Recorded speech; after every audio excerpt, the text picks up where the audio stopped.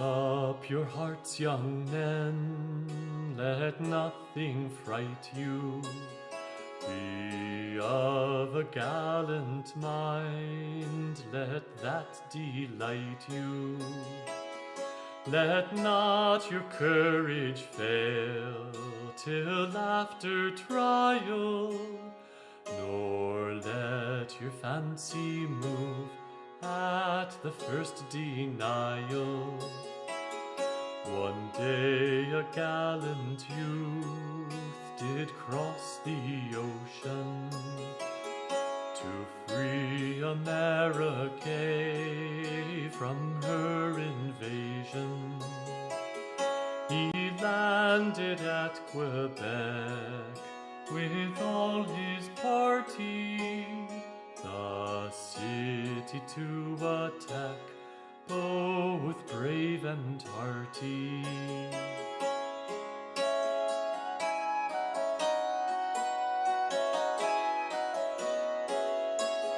Brave Wolfe drew up his men in foremost pretty on the plains of Abraham before the city. There just before the town the French did meet them. With double numbers they resolved to beat them. Each man then took his post at their retire. So then these numerous hosts began to fire. The cannon on each side did roar like thunder, and youths in all their pride were torn asunder.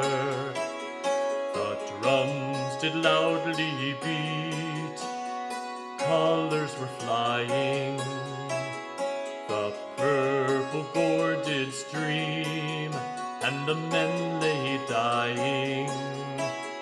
When shot from off his horse fell this brave hero, and we lament his loss in weeds of sorrow.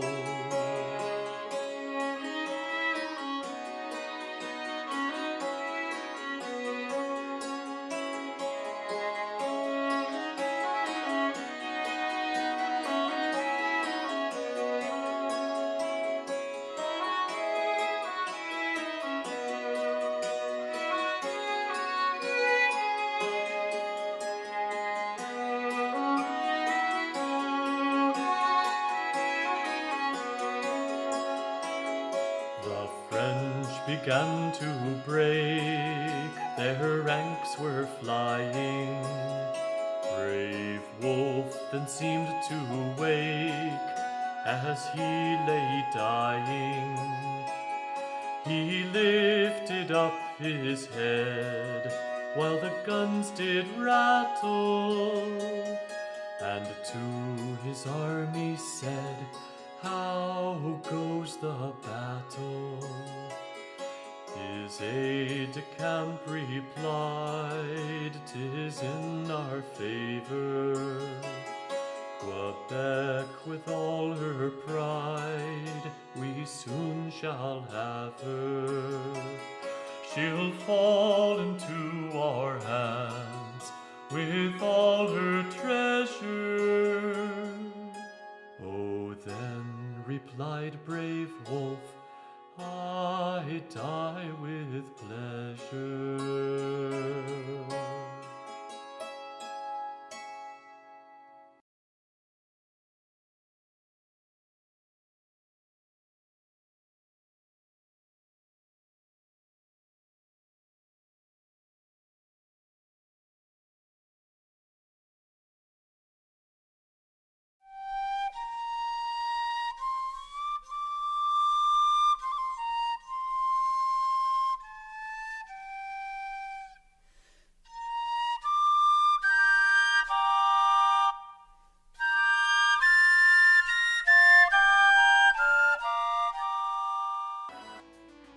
Good morning, Rise and Freedom. I'm Austin Peterson. You're watching and listening to the Wake Up America show on the For Liberty Network. America's birthday is rapidly approaching. Beautiful ceremony on the White House grounds last night. The aura that was being built, the farming of the aura that was happening on the White House lawn last night. It was unmatched, unbelievable. How can you not love this country? How can you not love everything about this country? When you watch videos like that, and we've got tons more, guys, there's no way I could possibly, even if I devoted the full 2 hours this morning just talking about what was going on yesterday at the 250th anniversary, I still would not be able to cover everything. Talking about the Supreme Court discussing how drunk the founding fathers would get. I've got that story. Elon Musk becoming a trillionaire, the first trillionaire. The first trillionaire is an African American, and the left hates him. God bless America. Thank you, Drew Van Runkle. Thank you, Byron, so much, guys. As usual, the bonus content is on the table. It's available there for you. Our 5-minute documentary available to unlock. We've got great guests, of course. We've got more content than we know how to shake stick at. I just have so many videos I want to show you guys. I don't think I can show them all, but you know what? I'm going to show as many of them as I can because this is the best of the best. Good to see you have 30 here. Hopefully a good trip. Yes, all was well. You know, when you travel with a 2-year-old, it's always a little bit challenging, but you know, thank God I have an amazing wife. Stephanie helped me get it done. Guys, what an amazing 250th anniversary. We also have to celebrate because the forlibertyshop.com, we have had, so 2 days ago, the shop had we had our greatest single one-day sales record of all time. So the Grift Shop, apparently people really liked the 250th anniversary shirts that we made that were kind of the G.I. Joe style theme. And it just went crazy. So 2 days ago, we hit the greatest one-day sales record, which eclipsed the one-day sales record that we had back when Trump was almost assassinated. We made the Trump Lives shirt. We have not seen those kinds of numbers since, except for 2 days ago. And then we thought, oh my God, it's over. People are, they've bought all the G.I. Joe shirts they could possibly want. No, because then yesterday was the greatest single day order history in our history. So I guess people are really jazzed about the 250th anniversary, and I'm super grateful for you guys for supporting us to this level. We're achieving levels of success that I just didn't know was possible, and it's thanks to people like yourself. And head on over to the Grift Shop if you guys want to grab your copy of the limited edition G.I. Joe themed 250th anniversary 1776 t-shirt. Grab yours because we've sold hundreds of them at this point. It's very exciting, and thank you to everyone who has helped to support us, and of course, let's keep unlocking that. Bless America. Well, let's get to the news. Last Friday, the opening bell on the NASDAQ triggered a total meltdown across the entire American media architecture. SpaceX executed the biggest initial public offering in Wall Street history and turned roughly 4,400 blue-collar factory workers into liquid millionaires in a matter of seconds. Only in America, baby. Only in America. And of course, the National Press Corps looked at this record-breaking day for American industrial manufacturing. They immediately deployed an endless parade of progressive lecturers to cry oppression. Oppression, because Elon Musk became the first trillionaire on written record. Yes. Oh, it's Elon Musk's fault that we have to wait 30 minutes for somebody to come and unlock a $2 tube of toothpaste at the CVS. It's the trillionaire's fault that you have to get deodorant from behind those plastic screens. Of course, guys, the media completely ignored the immigrant welders and electricians. They just secured generational freedom for their children because of the existence of blue-collar capital accumulation. Of course, this destroys the entire narrative that's required to sustain the modern welfare state. Later in the show, we're going to bring on John Miltimore. We're going to talk about the specific myth of the zero-sum economy. And we're going to talk about some of the looters on the left and why they're terrified of this system that pays hourly workers in equity instead of government checks. So the administrative machine, of course, they see a mechanic thanking an entrepreneur instead of a federal agency thanking, and they find this completely unforgivable. And they're never going to try and stop confiscating the wealth produced by free men. You can see this exact same hostility playing out right now in front of the Supreme Court. The Department of Justice put the founding fathers on trial for drinking in the taverns of Philadelphia. It's so good. The government walked in the chamber for United States versus Himani and argued the citizens should lose their Second Amendment protections permanently under the insane theory that men like James Madison consumed a pint of whiskey every day and would therefore count as habitual drunkards.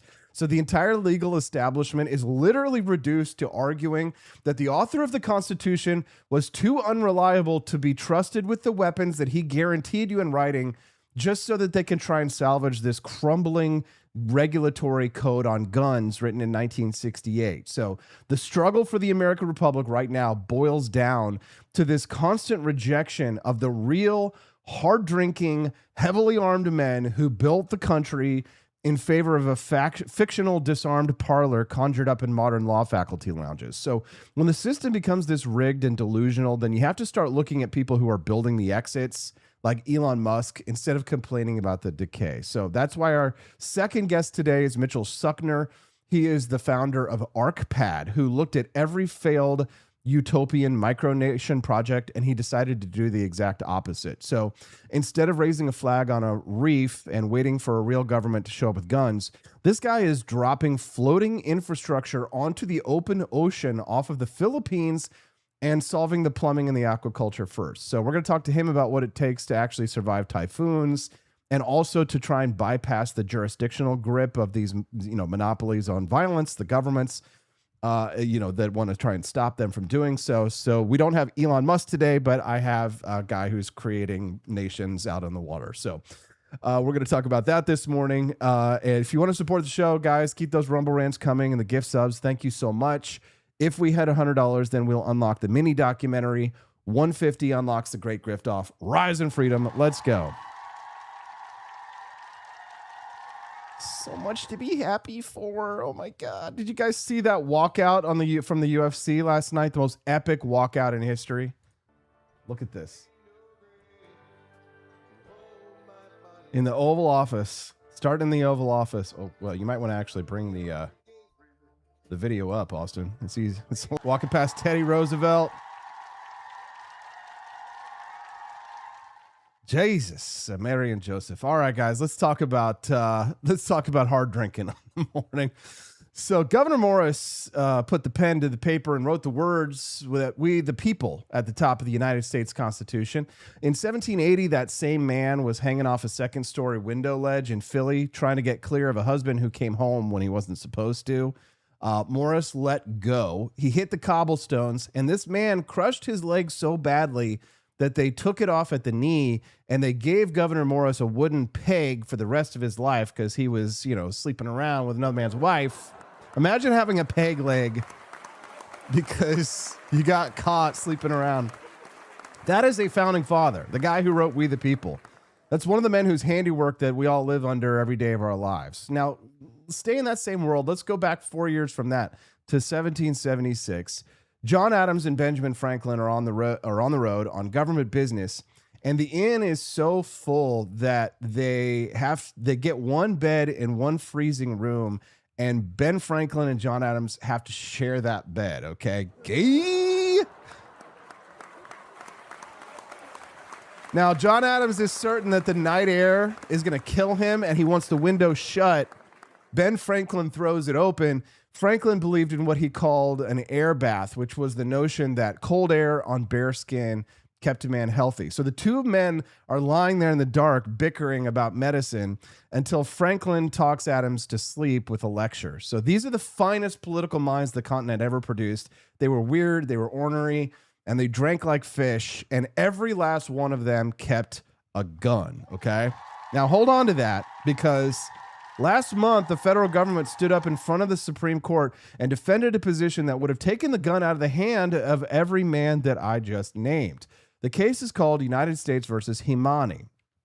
Okay, stick with me on this because you're going to walk out of this segment understanding why the way that a judge reads history is now the entire fight for your rights to own a firearm. So all of this traces back to one word, originalism, which is the idea that the Constitution means what it meant the day that it was ratified, and it doesn't get a new definition every time a law school faculty decides that the country has grown up.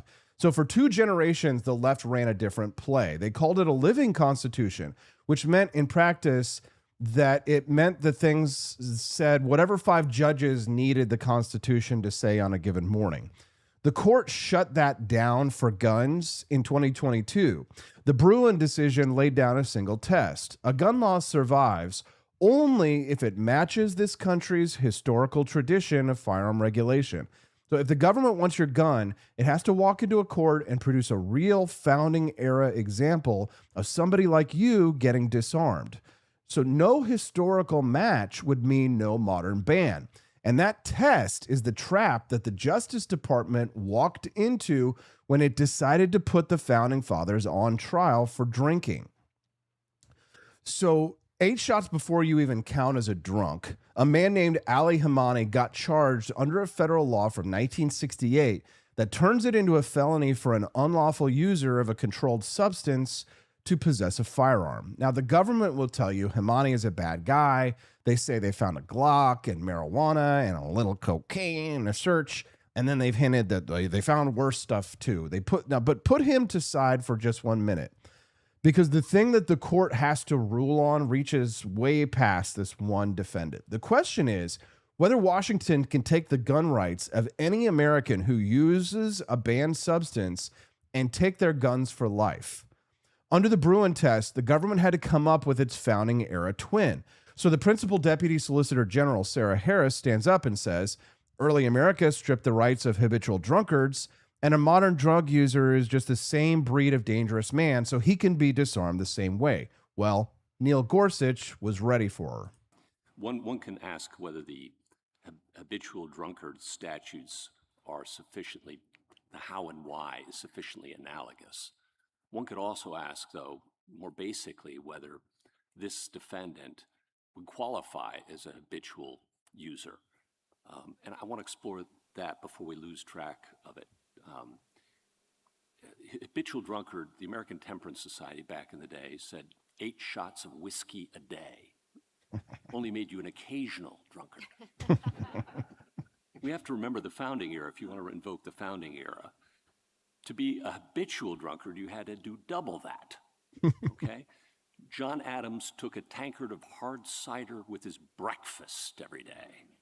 James Madison reportedly drank a pint of whiskey every day. Thomas Jefferson said he wasn't much of a user of alcohol. He only had 3 or 4 glasses of wine a night, okay? Are they all habitual drunkards who would be properly disarmed for life under your theory? No, and again, I think this is something. Okay, if they're not, then what do we know about Get him, Mr. Neil. Lamont? Get her, We know Neil. He uses marijuana a few times, about every other day. That's all we have in the record, right? That's all we have, and I'm Okay, not troubled by it. so we don't even know the quantity of how much he uses every other day. What if he took 1 gummy bear with a medical prescription in Colorado? Well, you may not even need a medical prescription. You don't even need that anymore. But let's say he had one to help him sleep every other day. Disarm him for life? Yeah, Neil Gorsuch, man. Thank you, President Trump, for Neil Gorsuch. Thank you. Maria Idmo says, I can't do 8 shots anymore. No, me either. The last time I did 8 shots, I think I got up to 11 shots. It was my 21st birthday, and it was the sickest I have ever been in my entire life, and I will never do that again. So Neil Gorsuch, this is the guy who wrote a book on the founding. He knows what these men put in their bodies. He opens up with the numbers, and he tells her that the American Temperance Society of the period said 8 shots of whiskey a day got you classified as an occasional drunkard, and that to earn the word habitual drunkard, you had to double it. So 16 shots of whiskey was a drunkard. 8 shots was the casual tier of drunks. So that was just a Tuesday. 8 shots is a Tuesday. God damn. I love this story, guys. Good morning, Maria. Take a letter, Maria. Byron says he drank 21 shots of tequila in the army once. Jesus, man. All right. So then, John Adams took a tanker of hard cider with his breakfast every morning. James Madison, the father of the Constitution, puts away a pint of whiskey every day. And then Thomas Jefferson says he wasn't really a drinker. He only had 3 or 4 glasses of wine at night. TJ, I think if I started drinking 3 or 4 glasses of wine at night, Stephanie would start asking questions. So that was Jefferson selling himself as the sober one. 4 glasses of wine, right? So, and then, Gorsuch puts the knife in. He asks whether those men are all habitual drunkards who would be properly disarmed for life underneath her theory, right? So look at the box that he put her in. To win this case, the United States government has to stand before the highest court in the land and argue that the men who wrote the Second Amendment were too loaded to be trusted with the weapon that they guaranteed you. They have to convict Madison to get to you. And then Gorsuch kept going and drew the modern version. What about a guy who takes the gummy every other night to get to sleep in a state where it's fully legal? Disarm him for life? Don't worry, Drew. You're safe. You're safe. Rare Camellia. Wine moms are feeling validated right now. I know. Hi, CJ. Morning, Joni. We're all in a really good mood this morning. So Himani, this case that's being argued for the Supreme Court, Himani's lawyer, Aaron Murphy, and the government, they did agree on one point, that a habitual drunkard in that era meant a man so far gone that he couldn't provide for himself or his family. So the government's real line then is addiction. But the trouble is that this 1968 gun statute that they're defending never says broken down addict. It says user. Jefferson, with his 4 glasses of Bordeaux, was a user. The man who was face down in the tavern gutter was a drunkard. The law that the government wrote can't tell these 2 men apart, and that's why this law is in trouble. I mean, the founders were hard men, and that is the whole point of this discussion. Washington's problem in this Himani case is that it needs the American founding to have been something that it never was. It needs a polite parlor full of sober gentlemen in wigs who would have tipped their hats to a federal drug statute. But the actual founding was hard drinking, heavily armed country full of men who would have fed that statute in the fireplace and then poured another 8 shots.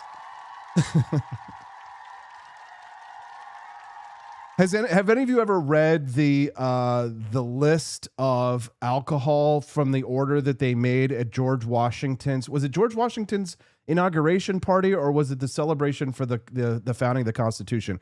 Somebody look it up. There is a list of alcohol that is a mile long that they drank in all in one night. It was like, I don't know, 20, 30 guys. And I'm pretty sure that the party they had was in downtown Old Town Alexandria, where I used to live. And I used to walk by the tavern where they had this party. And I mean, they drank so much alcohol. Now, granted, the alcohol content of a lot of these drinks at the time was a lot thinner than what we drink today. It's kind of like, marijuana today that you get from the dispensaries is like 98% THC, whereas like back in college we had like Mexican weed with seeds in it and it was like 2% THC. Or so I'm told. Or so I am told. I've been raided. Good morning, Murtek. Thank you for the raid, and it's good to see everybody here this morning. I'm glad to be back. So this isn't the first time that in this story about the Founding Fathers' drinking habits, this isn't the first time that the left got caught by these people who got caught by who these people really were. So if you run this back to 2011, there was a case over violent video games. California had banned selling violent video games to minors, and then this climbed all the way to the Supreme Court. And then you got this remarkable back and forth between Justice Antonin Scalia and Samuel Alito about whether the founders would have cared about a video game. So Alito needed Scalia saying, Scalia wants to know what James Madison thought about video games. And Scalia fired it right back. No, I want to know what James Madison thought about violence. And that exchange is the whole method in 10 seconds.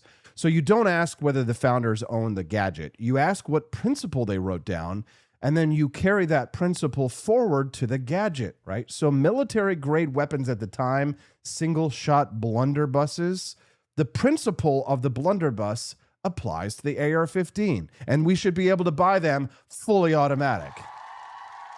They did have a puckle gun at the time, which was the founding era 1776 equivalent of the modern machine gun. Now, Scalia killed the video game ban at the time, and he killed it with fairy tales. The original Grimm's fairy tale stories were quite grotesque. The stepsisters in the story of Cinderella get their eyes pecked out by birds, and children read this for entertainment in the founding era. Violence in a story was never outside the protection of the First Amendment, so a state can't suddenly ban it because it now arrives on a screen instead of a page. So you see why the left can't stand this founding era test? Because there's a whole class of elite law professors on cable TV right now moaning that judges aren't trained historians and they can't be expected to apply the past to the law. But that is a con. The judges can read history fine, but what the left is mourning is the 40-year stretch when they could get a friendly judge to conjure a right out of thin air or delete one that they didn't like based on nothing sturdier than the mood in the faculty lounge that day. The lawyers who litigate these gun cases, they see the stakes very clearly. Costas Moros of the Second Amendment world wrote about this and put it pretty plainly. Digging through old history might feel odd to people today, but this is the deal that this nation signed. And a constitution that's cut loose from its original meaning stops meaning anything at all. A document that bends to whoever holds power this year isn't protecting you from anything. It's just a mirror that shows the strongest man in the room on his own face. So once you see this Supreme Court case, this Hamani playbook, you're going to start spotting the same fight all over the docket because the originalist method of constitutionalism is now the ground that every big war gets fought on. So take birthright citizenship. On April 1st, the court heard the Trump versus Barbara, and the president himself sat in the chamber. And this is no sitting president has ever done this before. The fight is over these 7 words in the 14th Amendment. Citizenship goes to those born here and subject to the jurisdiction thereof. So for 50 years, you were told that just means anybody on the dirt, no matter how their parents got here. The government's lawyer, John Sauer, argued those words demand real political allegiance, not just warm bodies inside the border, and you can be an American. So the conservative justices, they gave Sauer a pretty hard time, and the court might not go Trump's way on the birthright citizenship, but watch what the liberal justices actually argued, because it tells you everything about what the left is trying to do. They didn't want to fight on what the words meant back in 1866. Ketanji Brown Jackson's big contribution, which was to ask, are we bringing pregnant women in for depositions? How are we supposed to figure out whether a newborn is a citizen? And then Sonia Sotomayor went to the slippery slope warning. If you accept this theory, some future president might strip citizenship from people who already have it. Even after Sauer told her flat out that the order would only look forward. Then Justice Sotomayor, she fell back on a case from 1898, and she said the government was really just trying to overturn precedent. Right? But notice what is missing from every one of those arguments that these leftist judges are making. An argument about what subject to the jurisdiction actually meant to the men who wrote it, originalism. When your position is strong on the text, you fight on the text. When it isn't, then you start asking about paperwork and depositions and scary hypotheticals about the year 2050, right? The left doesn't have a leg to stand on. The left wing of this court spent that morning arguing about logistics because logistics was the only ground that they had left. And this is the same pattern on our elections, by the way. The court is weighing whether states can count mail ballots that show up days after Election Day, but the left's best historical card is Civil War field voting when Union soldiers handed ballots to their officers at the front. Except those officers were sworn in as election officials, so when a mud-caked Union soldier handed over his vote, he was handing it to the state on Election Day with a clear chain of custody. And that's a totally different universe, guys, from a ballot that surfaces in a Dropbox 72 hours later with nobody able to swear where it slept for 3 nights.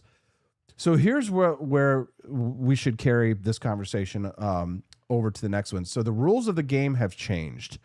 For 2 generations, the way that you want to fight, you could never win at the ballot box, was that the left would find a judge who was willing to discover your answer tucked inside a constitution that never actually said it. That door is now swinging shut. And this fight now happens on the ground of what the words meant when the flawed, rowdy, brilliant, drunkard men signed their names under when they wrote it. And when the federal government, when the feds, guys, calm down. When the federal government is reduced to arguing that James Madison was too drunk to keep the musket over his own hearth, you already know which side of the thing history is standing on. So the court rules on Himani this summer. We're going to be right there when it does. Don't go anywhere. The Wake Up America show continues after this.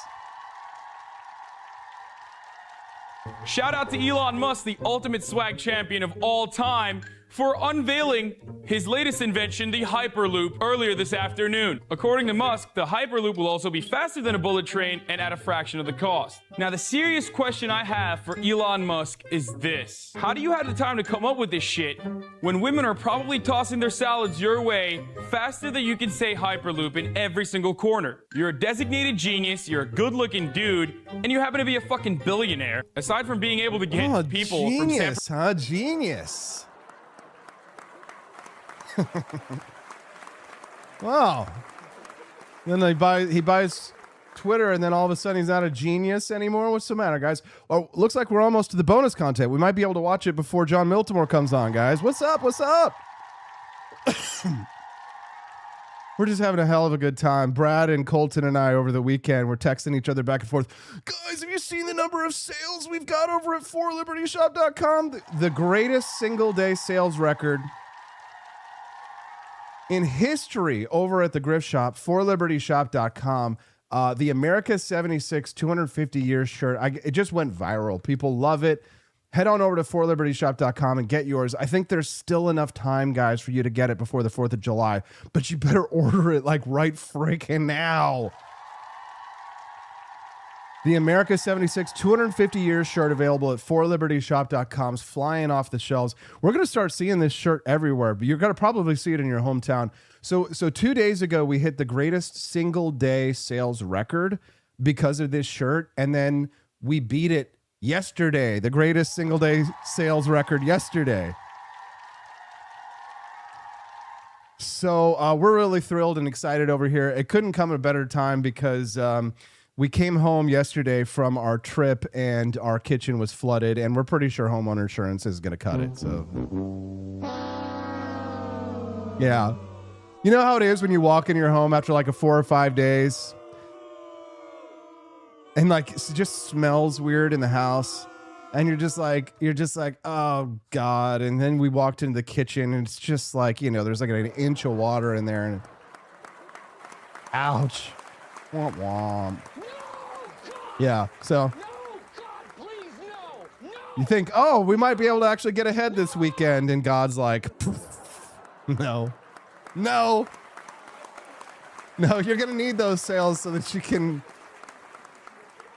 get your kitchen resurfaced or whatever the hell is going on over there. So anyways, head over to the Grift Shop this morning, guys. Unlock that bonus content. We'll have a great day. So, all right. So Elon Musk, Elon, also AKA Camelia's boyfriend. Old Elon Musk became a trillionaire over the weekend, and this is how the left reacted. Elon Musk is officially the world's first trillionaire. Think about that. We're living in a time when more and more people are just hanging on by their fingernails to survive in this economy. And Elon Musk has more money and more wealth than anyone in human history. I want to be clear. This is not just some fluke. It is a feature of a rigged economy. Donald Trump's big, beautiful bill cut health care for millions of Americans to give guys like Elon. I'd rather have rockets. Who needs health care? So last Friday, 9:30 morning Eastern time, the opening bell rang on the NASDAQ, and the entire American financial establishment watched SpaceX pull off the biggest initial public offering in the history of Wall Street. Congratulations, Elon. It's $75 billion changed hands in a matter of hours as institutional investors and retail traders were all clamoring for a piece of this rocket company that Elon Musk started in a warehouse 22 years ago. The valuation pushed Elon Musk's personal net worth past a threshold that no human being has ever crossed, and he officially became the first trillionaire on written record. Of course, the National Press Corps and the left, but then again, I repeat myself, they immediately suffered this collective nervous breakdown over the perceived obscenity of one man controlling that much capital. Cable news anchors spent this entire weekend staring at the camera with sober expressions and counting his money and complaining about the inherent injustice of the free market. They marched out panel after panel of academics to discuss how dangerous it is for a private citizen to hold this much financial leverage over the American economy. Of course, they stepped over the actual story to get to their preferred narrative. But the story that they buried belongs to Juan Hernandez. And he told CBS he didn't even know what SpaceX was when he took a job there in the summer of 2015. I don't know.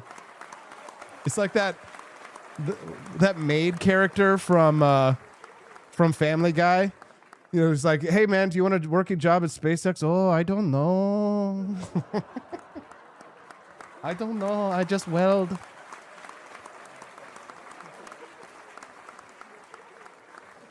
Yeah, make you a millionaire. Oh, yes, see, millionaire, see, what is a millionaire? But actually, you know what? I think I'm doing a terrible accent. I don't think Juan Hernandez sounds like that. Here's what he really sounds like. How did you end up with a job at SpaceX? And a friend that I met at another job ended up in SpaceX.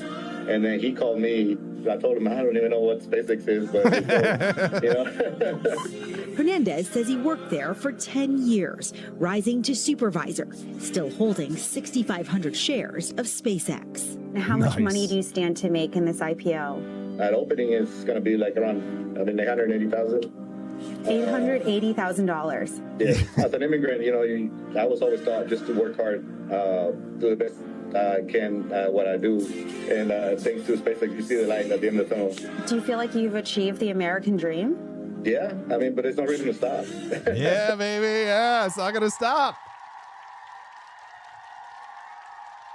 So this guy's story is awesome. A buddy told him they needed men who knew how to weld heavy metal, and Hernandez figured he had the right hands for the work. So he got a contract gig in South Texas with long hours, and he had to do it in the brutal heat. The HR department handed him $10,000 in company stock options on his first day, along with his hard hat. Every job that he held before that morning only paid him exclusively by the hour and kept the equity firmly in the hands of the men in the air-conditioned offices. So he took the piece of paper, went straight out to the floor, and then spent the next 10 years welding the massive steel tower structures that hold super heavy rockets on the launch pad while fire and pressure are trying to rip them apart. Juan Hernandez clocked in every single day. And this guy built the machines that put American astronauts in orbit. And then this guy worked his way up to the shift supervisor. Last Friday, the market opens. And then that forgotten piece of paper he had in his desk drawer turned into $1 million in liquid cash. And he wasn't the only one. 4,400 other SpaceX employees joined the Two Comma Club at the exact same second the bell rang. Blue-collar workers who spent a decade turning wrenches and pulling wire, you know, the working class that the left claims to champion, suddenly these people all had generational wealth in their bank accounts. These guys, they're not vice presidents of marketing. They're not social media influencers. These are the blue-collar working class people that the left claims to champion. Now, Hernandez didn't go out and buy a sports car. He took a new gig at Blue Origin and then went right back to welding because he told the reporter that his father raised him to work every day of his life. He sits at his kitchen table and he teaches his 16-year-old daughter how to read a balance sheet. And she already owns her own stake in Meta. CBS finally asked the millionaire welder what he would say to the newest trillionaire if he ever got the chance to meet him face to face. Hernandez said he would just say thank you. This guy, he looked at the greatest engineering triumph of the 21st century and saw the exact engine that secured his family name forever. The most powerful people in the Democratic Party looked at the exact same outcome and they saw an untaxed asset waiting to be confiscated. This dude is probably one of the most unintelligent billionaires I have ever met or seen or witnessed.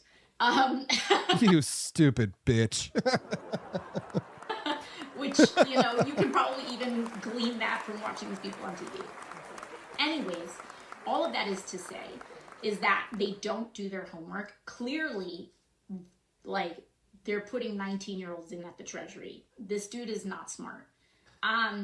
And The 19th Amendment and its consequences, people.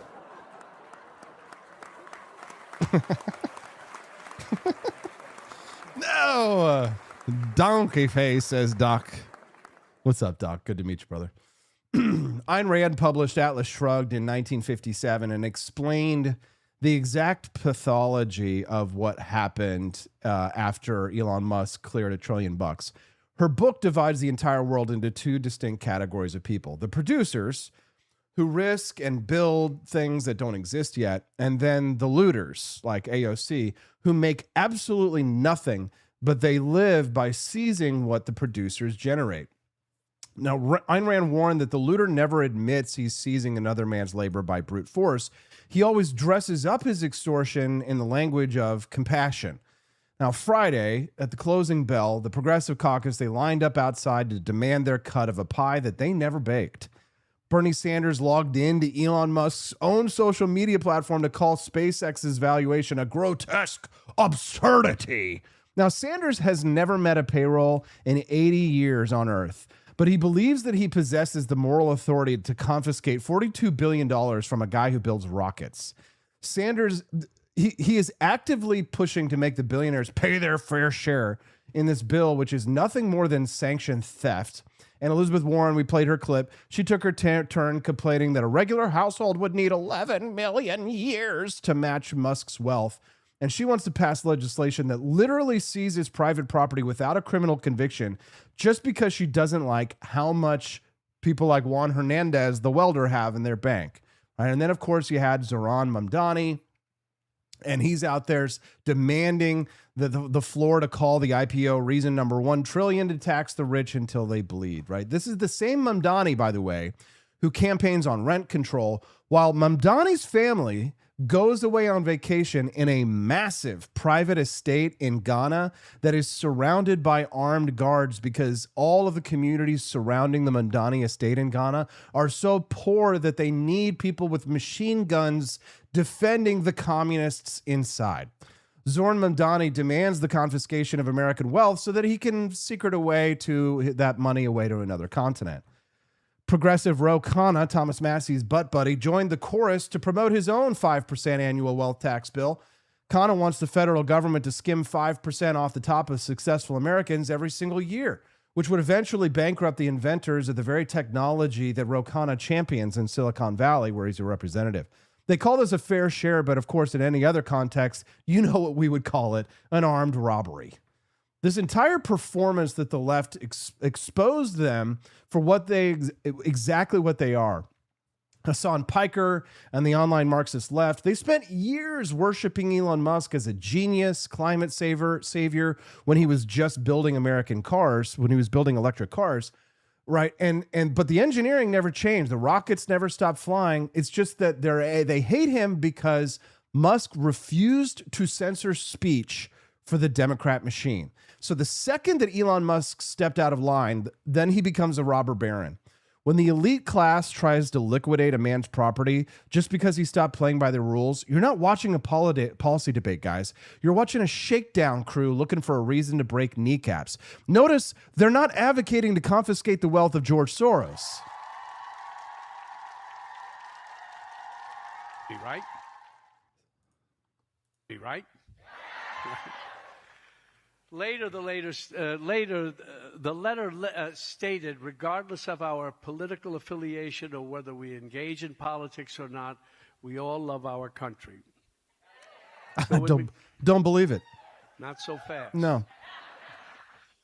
The phrase, we all love our country, stuck in my throat. Because our country isn't so lovable right now.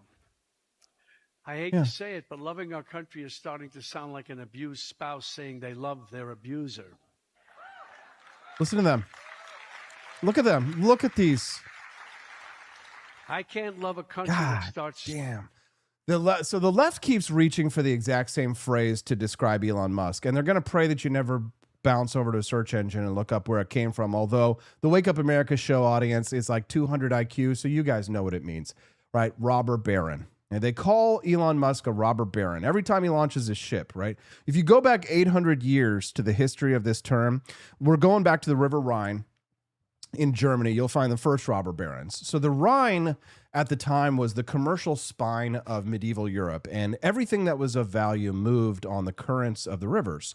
Merchants loaded boats with grain and wine and timber and floated them down to the cities. A collection of petty aristocrats lived in stone castles on the banks of those rivers and figured out the most brilliant extortion racket ever invented. They forged massive iron chains and strung them all the way across the water. A merchant boat would come around the bend loaded with goods that someone else planted and someone else harvested and someone else hauled. The chain went up until it pulled taut. The Lord walked out of his keep and demanded a percentage of the cargo just to drop the iron back into the mud.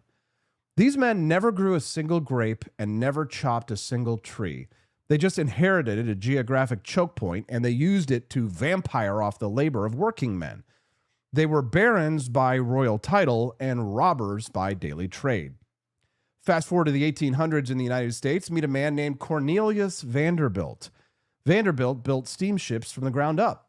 He spent decades hunting down government-backed shipping monopolies and destroying their profit margins by offering a better ride for less money. Vanderbilt dropped the passenger fare to California all the way down to $100 during the gold rush so ordinary people could actually afford to travel across the continent and chase a better life. A rival shipping conglomerate called the Collins Line was living fat off massive federal mail subsidies delivered by crony politicians.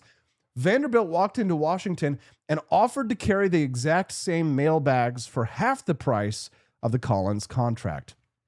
Congress was so rotten with corruption, it voted to keep writing the bigger check to Collins anyway to protect their investments.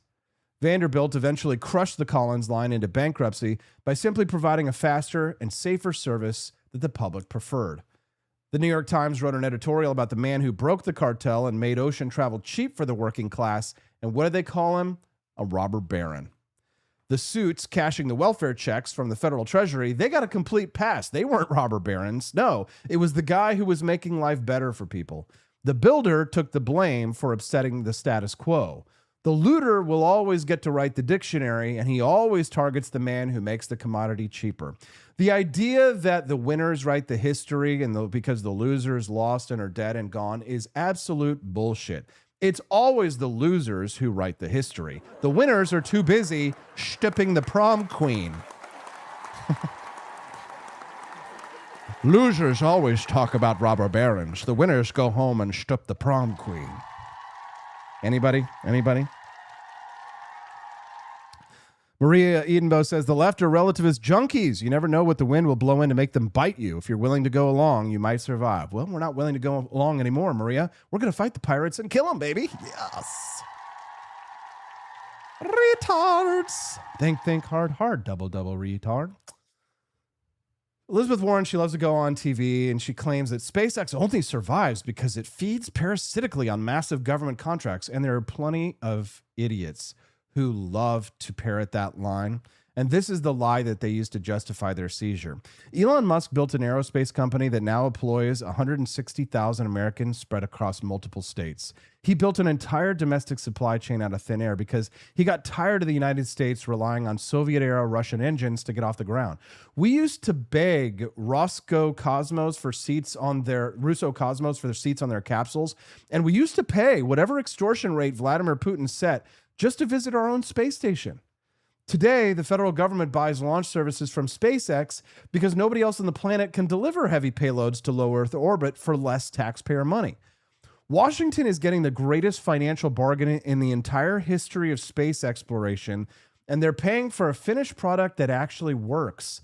The Collins Line, the Vladimir Putin at the time, bled the American taxpayer dry in the 1800s for a failing service. Vanderbilt saved the taxpayer money and took the blame. The script survived 2 centuries completely untouched by the press. Robber barons. Bernie Sanders has never built a company. He's never met a payroll in the 80 years that he has lived on this earth. He has never signed the front of a paycheck. Right? Elizabeth Warren has never had to pay a payroll tax. No Marxist politician in the history of this republic has ever turned a blue-collar welder into a millionaire on a single Friday morning. They are the people who are waiting for the boat to come down the river fully loaded, and then they hoist the iron chain, and they call it social justice. If the Progressive Caucus ran this economy the way they claim they want the capital that's funded these rockets, then it would disappear overnight. The rockets would be rotting on a drawing board in a committee room. We'd still be paying Vladimir Putin to visit our own space station. Juan Hernandez, he welds chain link fences for 30 years and is now retiring on a depleted Social Security check under their system, right? But now he retires a millionaire. Juan Hernandez's daughter would never learn how to buy equity or build a portfolio in Elizabeth Warren's world. A wealth tax would have destroyed her future before it even started. Juan Hernandez looked at the capitalist system that enriched his family and expressed genuine gratitude for the opportunity. The progressives looked at his bank account and immediately demanded a cut of the action. One side of this divide hands the worker a piece of the ship that he spent 10 years building. The other side waits on the shore with the chain. So you should decide which one of them has ever done a single thing for the cook or an electrician or the girl at the coffee table serving you. All right, wake up, America. This is the Wake Up America show. I'm Austin Peterson. This is the 250th anniversary of the United States. Cope and seethe, libturds. Cope and seethe.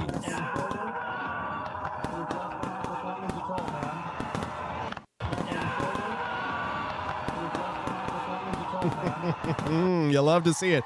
Morning, John. Morning, Eric Wilson. Well, Elon Musk became the first trillionaire in human history. Of course, the first thing the political class did was they started talking about taxing it and regulating it, right? The biggest winners in the world right now are global. Their companies are global. Their assets are global. Their options are global.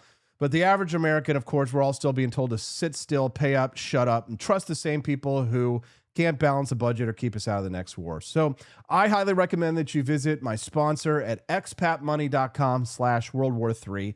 That's expatmoney.com/World War III. It shows you what a real backup plan can look like, whether that means a second residency or just a safer place to land or just diversifying your assets across international boundaries. The elites have options and escape routes. So should you. You don't have to be a trillionaire to have those kinds of options, guys. Just go to expatmoney.com/World War III. Download Expat Money's free report today. I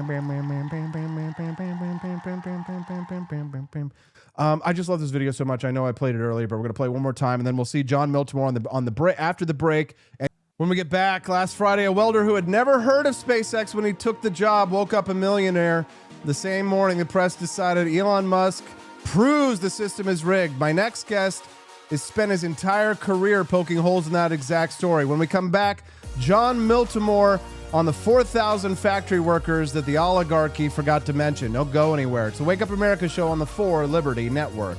In the rugged hills of Salem, Massachusetts, on January 7th, 1718, a boy was born who would grow into one of the toughest, most legendary fighting men of his age. His name was Israel Putnam. From a young age, Putnam was built for the frontier. Tall, powerfully built, and fearless, he became known throughout New England as a man who never backed down from a fight. When the French and Indian War broke out in 1755, he eagerly joined Rogers' Rangers, the most dangerous fighting force on the continent. It was during these brutal wilderness campaigns that Putnam's legend was born. One of the most famous stories told about him happened in 1758. While on a scouting mission, he and a small group of men were ambushed by a large force of French soldiers and Indians. Most of his comrades were killed or captured. Putnam himself was taken prisoner. The Indians tied him to a tree and prepared to burn him alive. They piled dry wood around his feet and lit the fire. The flames began to lick at his legs as he stood helpless, bound and unable to move. Just as the fire was about to consume him, a French officer intervened and saved his life. Putnam was taken to Montreal, where he spent months as a prisoner before eventually being exchanged. He returned to the war harder and more determined than ever, but nothing added to his reputation more than the story of the wolf. In the winter of 1742, a massive wolf had been terrorizing the farms around his home in Pomfret, Connecticut, killing livestock and terrifying the locals. Putnam tracked the beast to its den. When no one else would enter, he crawled into the dark, narrow hole with a torch in one hand and a musket in the other. Deep inside the den, he came face to face with the wolf. he fired his musket, killing the animal, and dragged its body out. The story spread quickly, and from then on, people began calling him Old Put. When the American Revolution began in 1775, Putnam was already 57 years old, an old man by the standards of the time. But when news of Lexington and Concord reached him, he left his plow in the middle of the field and rode straight to Boston to join the fight. His greatest moment came on June 17, 1775, at the Battle of Bunker Hill. As the British prepared to storm the American positions, Putnam moved among the nervous militiamen, steadying them with his calm, gravelly voice. When the Redcoats began their first assault up the hill in perfect formation, Putnam gave the now famous order, "Men, you are all marksmen. Don't one of you fire until you see the whites of their eyes." The Americans held their fire until the British were almost on top of them. When they finally unleashed their volley, the effect was devastating. The British line was shattered. They fell back, reformed, and charged again and again. Putnam fought on the front lines throughout the battle, moving from position to position, encouraging the men even as the British finally overran the redoubt. Though the Americans were forced to retreat, Bunker Hill became a moral victory, and much of that was credited to the steady leadership of Israel Putnam. He continued to serve as a major general in the Continental Army, fighting at the Battle of Long Island and helping defend New York. However, in 1779, while riding near his home in Connecticut, he suffered a severe stroke that left the right side of his body paralyzed. Though he could no longer lead troops in the field, he remained a symbol of courage until the end of the war. Israel Putnam died on May 29, 1790, at the age of 72. He was buried in Brooklyn, Connecticut, with full military honors. He was never a polished, educated gentleman like Washington or Jefferson. He was a rough frontiersman, a farmer, and a fighter who had spent most of his life in the wilderness. But when the revolution needed men who would not break under pressure, Israel Putnam stood tall. From crawling into a wolf's den to facing British bayonets on Bunker Hill, Old Put lived a life of raw courage. He proved that sometimes the strongest weapon a man can carry is not a musket or a sword, but an unbreakable will and the refusal to ever run from a fight. Israel Putnam, the wolf hunter who became a general, and one of the toughest old soldiers the American Revolution ever produced.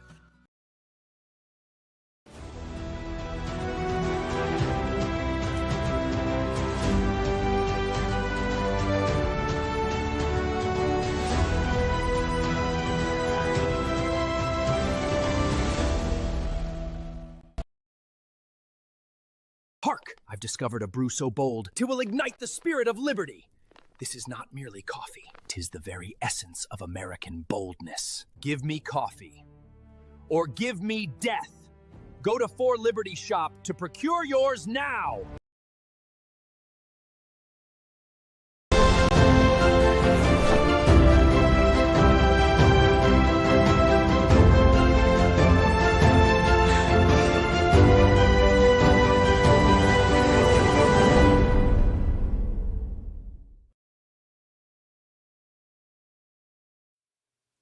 You hope. Don't advertise. You don't want them to advertise? No. What do you mean? If somebody's going to try to blackmail me with advertising, blackmail me with money, go fuck yourself. But go fuck yourself. Is that clear? I hope it is. Hey, Bob. Don't worry. If you're in the You audience. don't need him, Elon. I'll advertise on X, and I'll buy SpaceX. Good morning, Rise and Freedom. I'm Austin Peterson. You're watching and listening to the Wake Up America show on the For Liberty Network. Well, it might not be $1 trillion valuation, but ForLibertyShop.com did have our singlest highest day sales total this last week, thanks to Elon Musk and X. We've now sold 250 of our 250th anniversary shirts. I kid you not. It was actually Joel this morning who bought the 250th shirt. And then we broke that record again yesterday with the single highest sales total at ForLibertyShop.com. So I'm not a trillionaire yet, but thanks to Elon Musk, I am a thousandaire. So on Friday, SpaceX rang the opening bell in the NASDAQ, and they pulled out the biggest IPO in Wall Street history, $75 billion raised. And of course, the left isn't happy, and they're greedily rubbing their hands together like that happy merchant meme that we all know of anti-Semitic fame. Joining us now live right now is a man who writes about the merchant class. His name is John Miltimore, joining us live Mondays with Miltimore. Hey, John. Good to see you, brother. Hey, good morning, AP. Kind of fun to see that SpaceX IPO take off, huh? It's so much fun. $1 trillion. And I mean, obviously, John, you and I, we have these romantic notions of capitalism from a philosophical perspective.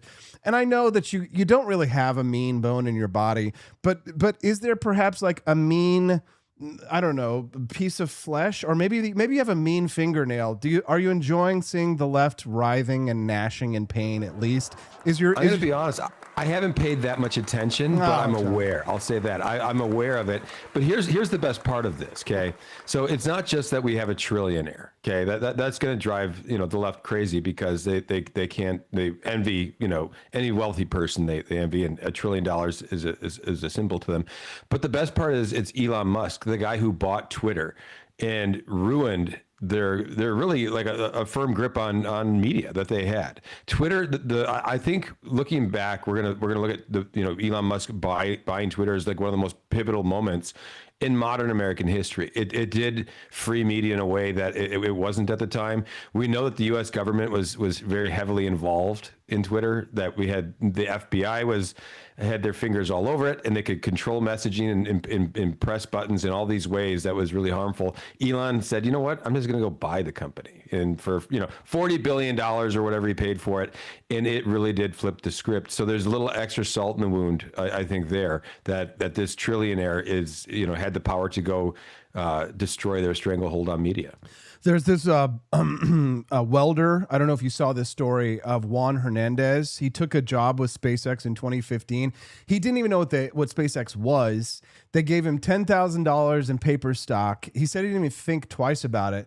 And then it closed Friday with him being a millionaire. So what does that story tell you that the trillionaire story doesn't? It's a great story. I'm actually working on a piece on this right now. I think, you can make a very strong case. The evidence is a little hard to get everything, but that Elon Musk has made more people millionaires than anybody in the history of the world. And if you look at this IPO, we're looking at between, 5,000, 7,000 people that became millionaires during this sale. Then you go back and you look at Tesla, all these Tesla workers that had been gobbling up shares and had share packages. You had many of them that became millionaires. Elon is not the only person that is benefiting from his success. You have the people that buy his automobiles that get the great cars. You have the workers who've had changed their lives, right? Like this welder who I hadn't even heard about. This is a story about not just Elon Musk's success, but all of the people that are around him that have benefited, and all the consumers too, because he makes great products. Yeah, don't you think that the left is coping and seething because it's not the federal government handing this immigrant welder $1 million check, but it's Elon Musk? Yeah, no, this isn't their blueprint, right? This is not the world they want, where you have welders that are becoming millionaires through companies that achieve success. That's not the world they want. And we see the world they want is one where people are dependent on the federal government they measure success through this lens, right? Let's be honest. They measure success by how many people are on welfare, when, Reagan said it best, we should be measuring people who come off welfare, but the left does not want that system. They don't want people coming off welfare.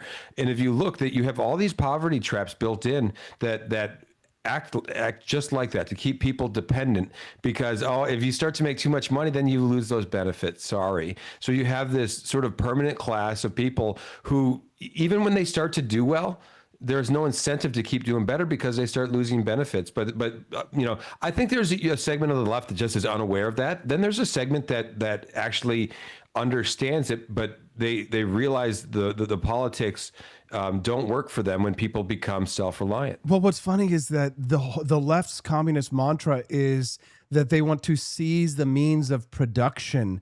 But literally what Elon Musk has done is give the workers the ownership over the actual means of production. When you own stock in that company, you have rights in that company. You own a part of that company. Do you think that the left is just completely unaware of this? I don't think most of them are unaware of it, but their minds are polluted with Marx, who created a whole, Churchill called it the gospel of envy. And that's really what Marx tapped into. He tapped into envy and resentment in workers and wanted to create a system where you didn't have this propertied class that had the controls. They want government essentially to have that control. And we've seen since Marx's death just how sinister that looks. We've seen the 20th century, the 100 million dead from communism and socialism, and that's a modest figure. It's actually much higher than that. And to me, I was thinking about this before I came on the show. If you look, the 10th commandment, let's go to Sunday school for a minute. It says, "Thou shalt not covet," and we think of it. They say your wife or his house, but it says basically there's a big long list there. It says, don't covet anything. And there's a reason for that, because it's human nature to want what you don't have, right? It's human nature to desire what your neighbor has. And the Bible says don't do that. But Marx built a whole philosophy around that idea that you're entitled to what your neighbor has. It's not just want it. You're entitled to it.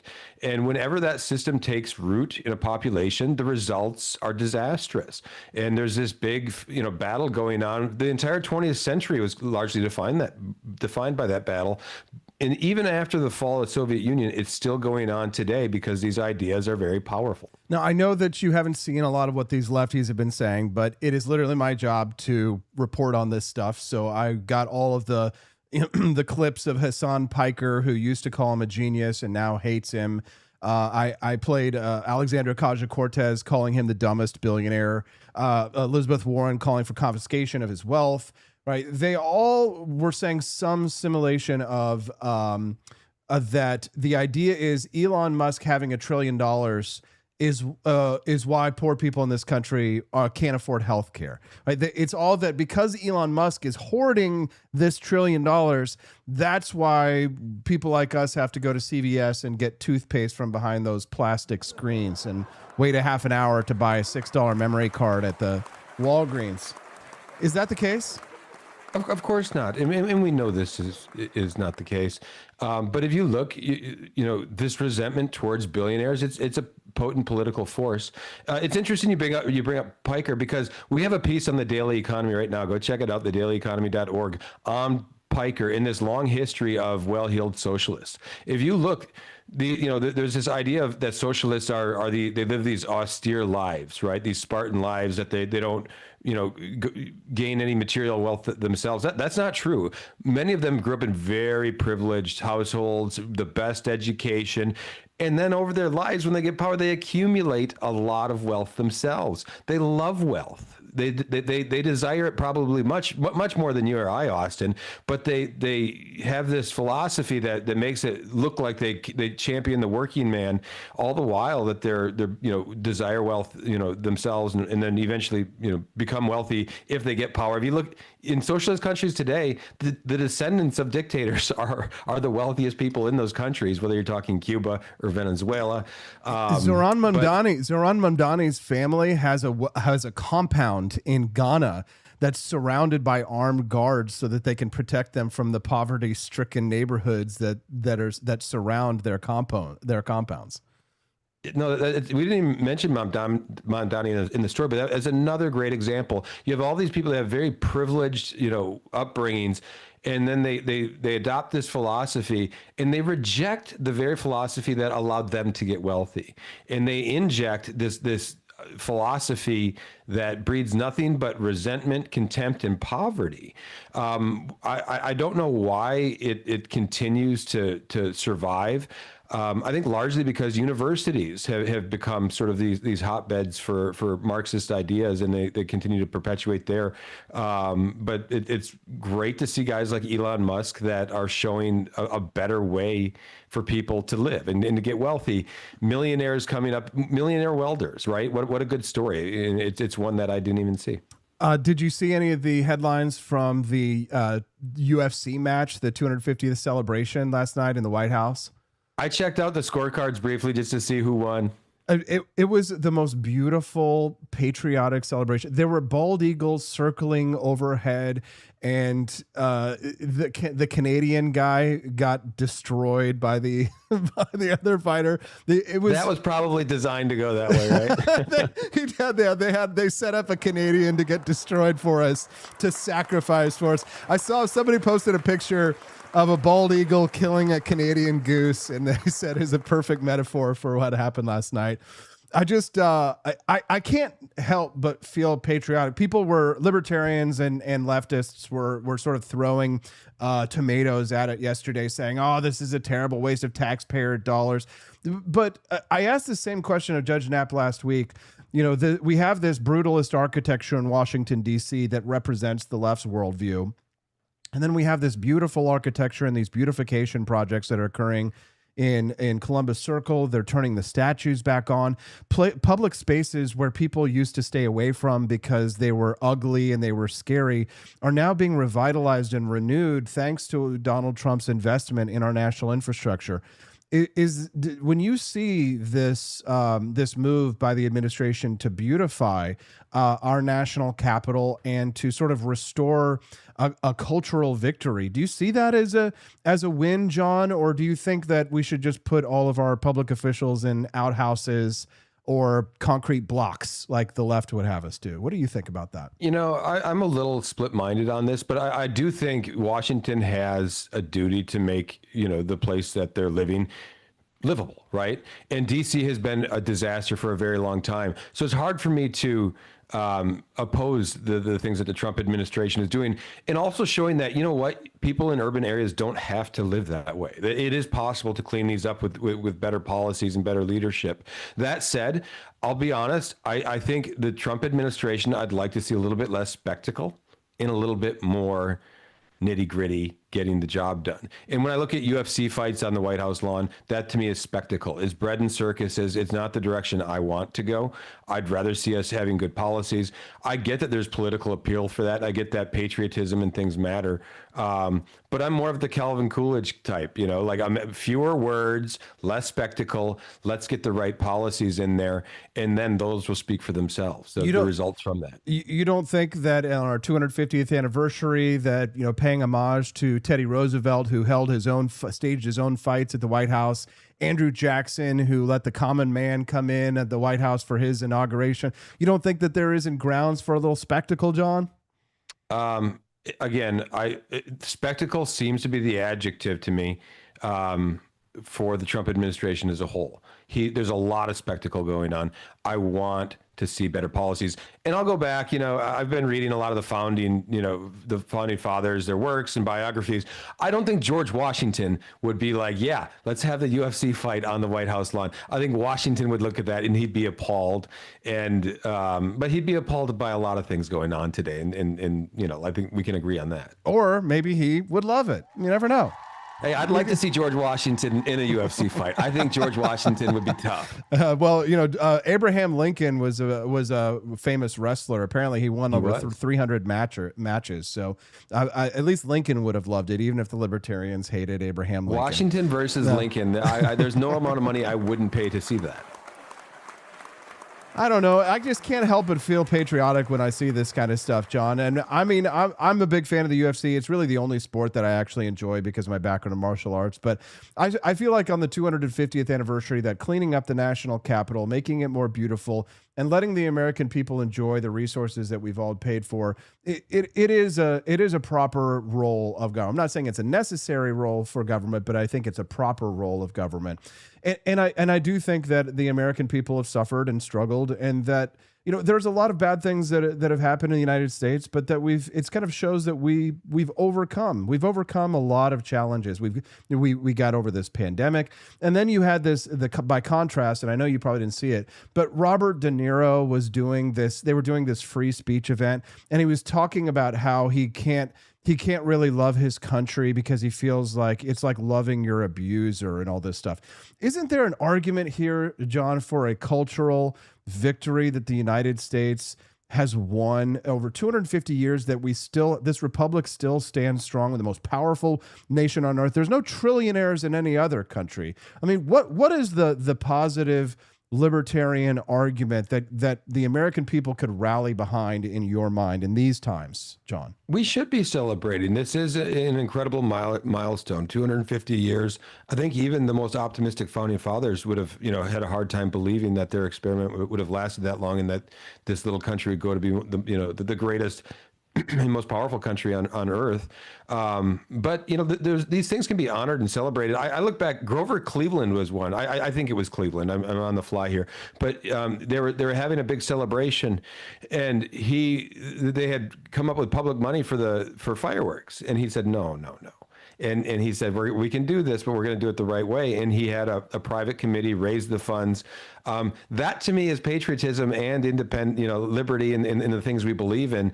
I don't really care too much about, for the record, I'm a huge UFC fan too. I was watching UFC back when Royce Gracie and Dan Severn were going at it in UFC 2, I believe it was. I've been watching my whole life. I'm a huge fan.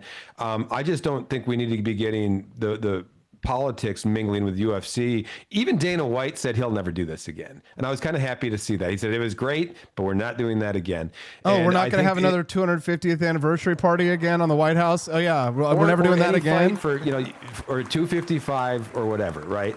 And I think that's a good thing. And if Joe Biden or Barack Obama had been president and doing some of these same things, I would have looked at them as a stunt. And you probably would have too, because you'd be looking at some of the hypocrisy. They're holding this big rally, and their policies are supporting universal health care and all these things that we oppose.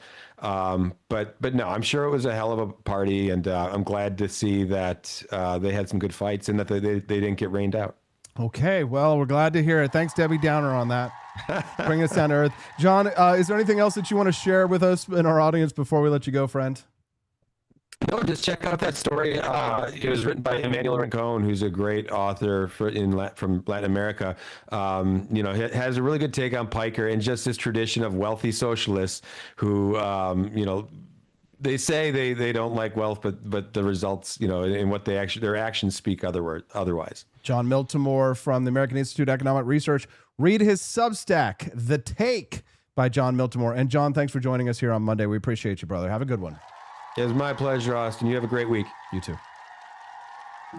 I'd like to take a couple of minutes just to tell you about what I think is one of the most interesting real-world freedom projects that we've come across recently. If you've been listening to this podcast for a while, you'll know that I'm always looking for things that actually exist, not the concepts, not the renderings, but real projects where people are already building the future. And this brings me to the Reef Resort, developed by the seasteading company ArcPad, founded, of course, by Mitchell Suchner, who many of you will remember was the winner of the Innovation Award at the 2025 Free Cities Conference. The Reef Resort, as far as we're aware, is the world's first operational seasteading resort. It's located just off the coast of Samal Island in the Philippines, where ArcPad currently operates 14 floating units available through Airbnb and other platforms, a project that has already hosted thousands of guests in both their accommodation and floating restaurant. Now, here's the development that will be especially interesting to listeners of this podcast. ArcPad is planning a second reef resort, this time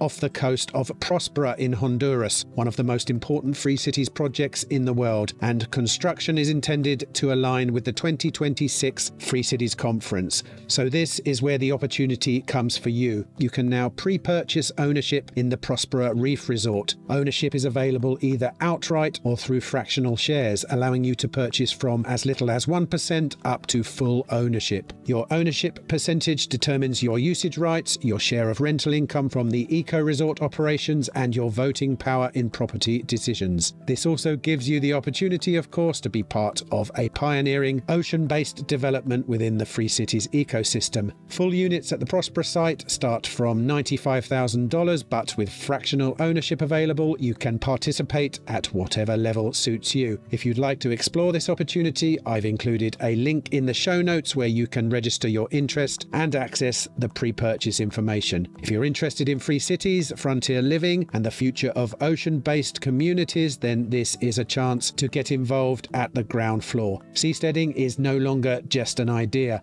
It's happening, and now it's coming to Prospera. You know, every libertarian has had the same daydream at 2 a.m. The government finally comes for you, and you go out in a blaze of glory with your illegal machine guns on your own property. It's a fantasy about dying.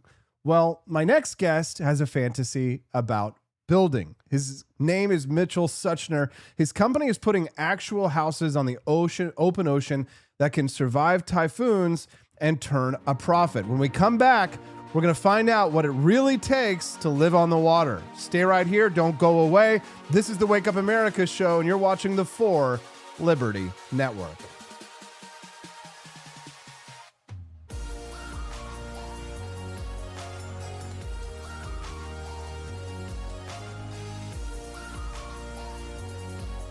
Rugged hills of Salem, Massachusetts, on January 7, 1718, a boy was born who would grow into one of the toughest, most legendary fighting men of his age.